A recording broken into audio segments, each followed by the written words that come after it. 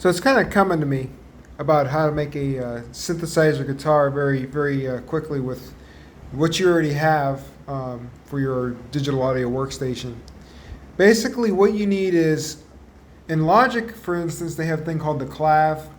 And the clav just has so many features, the clavinet, that can mimic some of the attributes of guitar. So that's one thing, is to get something cool like that, which is basically based on physical modeling. But even if you don't have that, really the critical part of these instruments is you have a short version that's making the pick sound. And if you want the pick sound, you just kind of toggle the amount of transient response that you have. And in this instance, I have a very complex transient system where I can change the amount of transient dynamic in multiple crossovers and multiple frequency bands. And so that's really awesome. And then, of course, I can change the methods of implementation of the signal as well, because they have a way to change how those crossovers behave in these different ways. For instance, mid-side, spectral, etc. So then I have yet another spectral processor that's basically using attack-release style effect, which again is giving a little bit more of a gate. With all of these transient things, I can toggle the effect of how the transient behaves. And so basically, with the guitar processors, especially in software, you want to have your level sort of down, and then so that's attenuating the signal. So that's one thing. But the other thing is, so you have your pick sound, your plucky pick sound, and then you have the long sustained sound, which can be made from the same instrument, or it can be made from additional instruments.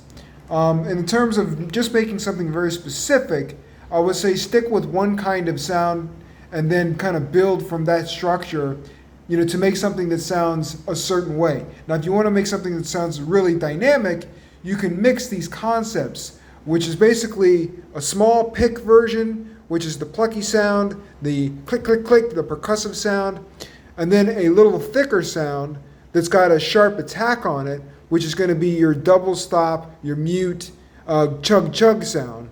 And then, of course, your sustained sound. So this sustained sound is going to happen when you're holding down the keys, obviously.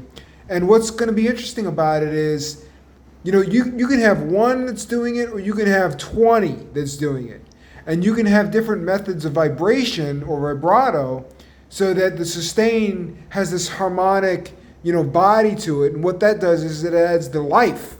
It adds this living quality, which, what does that do? That makes it sort of a physical model, which makes it sort of more of a real instrument instead of just a static synthesizer. That's the big confusion that's happening with synthesizers right now, is they're still making synths that are super complex, but are still based off of like a simple line and a simple square and a simple sine wave. And they have some other things in there too, but they're usually simple.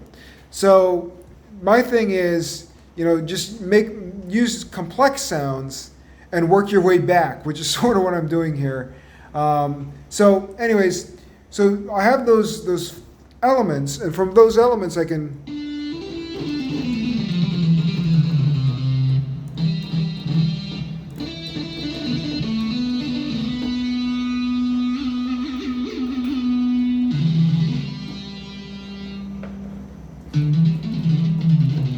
So there I've changed the attack.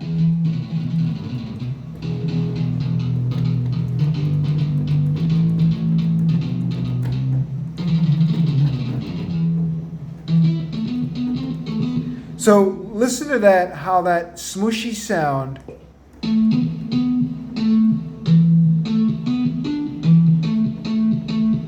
So as you can hear there's something that's an after effect after you press the key. I think it's something similar to aftertouch because of this specific instrument. So this is something to keep in mind. So there's the attack that has the pluck. There's the middle sustain, which has the wider double stop. And then there's the long sustain, which can carry a melody. It can carry the chords for the full measure or whatever. And those elements are sort of broken down differently. I mean, just imagine if I had 20 different pluck sounds, 20 different mid-level sounds and 20 different sustain sounds. And then I press one key. Imagine the power of that. So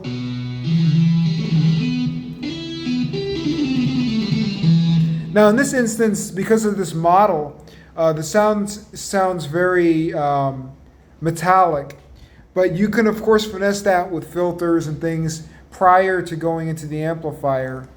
But I just happen to end up on this because I like so many of the characteristics. But this is just an example of like what you can do now. I can use the pitch wheel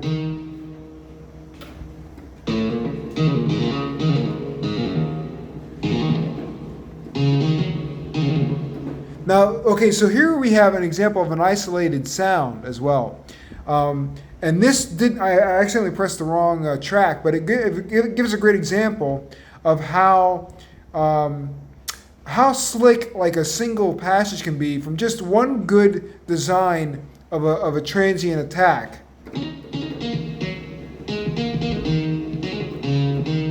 And then I add the next one.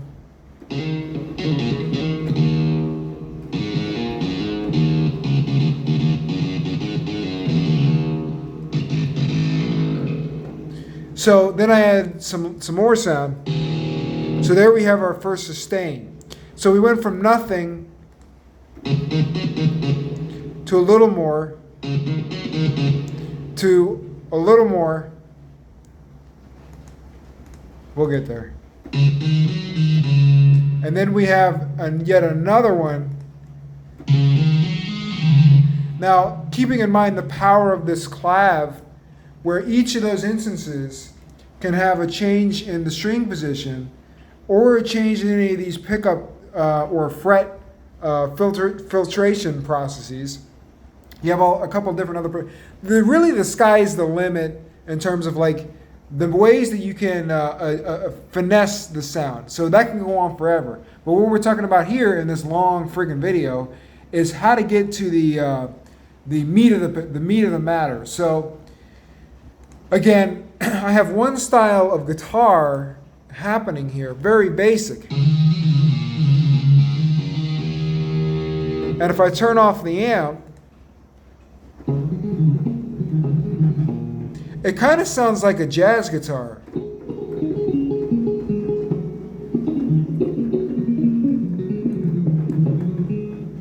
And of course you got your pitch bend and all. This was what I was going to show as well. The power of, like, because the thing with the guitar, after studying this for so much, it's really the effects and how wonderfully that they mesh with the guitar and they come to a new life with the guitar. And that's really the point. Now, guitarists are saying duh at this moment, but it's something that I've been trying to do is bring the synth closer to the behavior of the guitar when it was interacting with the effects. So here we'll pitch bend. Oh, see there, I got some. How cool is that? I accidentally did the wrong button again, but I got some feedback effect. That's just random, right? That's how cool these things are. So, anyways.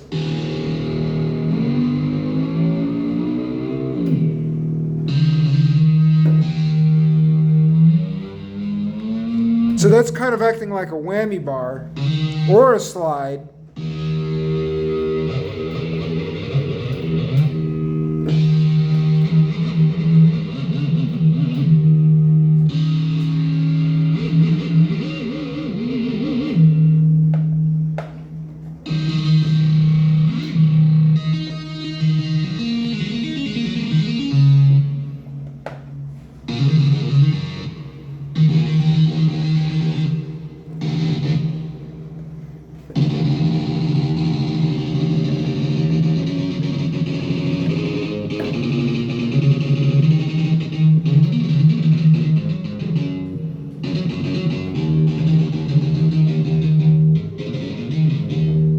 Now I could bring that back just a little bit. So we have a little bit more of a bleed in the mute. Does that sound familiar? And so listen to the way that the smush of the mute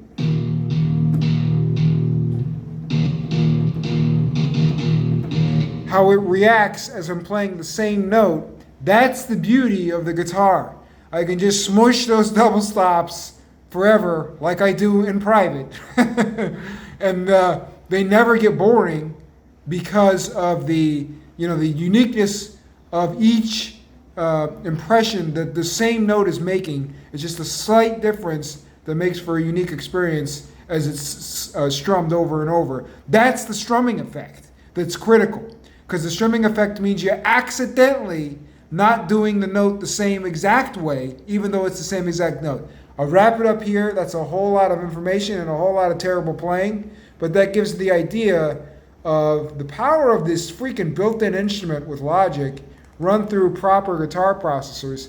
You take that idea and you mix it with many different kinds of amplification, and not to mention you add a stereo effect to it, so you're coming with one rig of stuff over here and then another rig of stuff over here. How much more guitar do you need before you actually have a real guitar in there? Again, this is really just about not just matching it, but sort of transcending it in a different way. Bye-bye.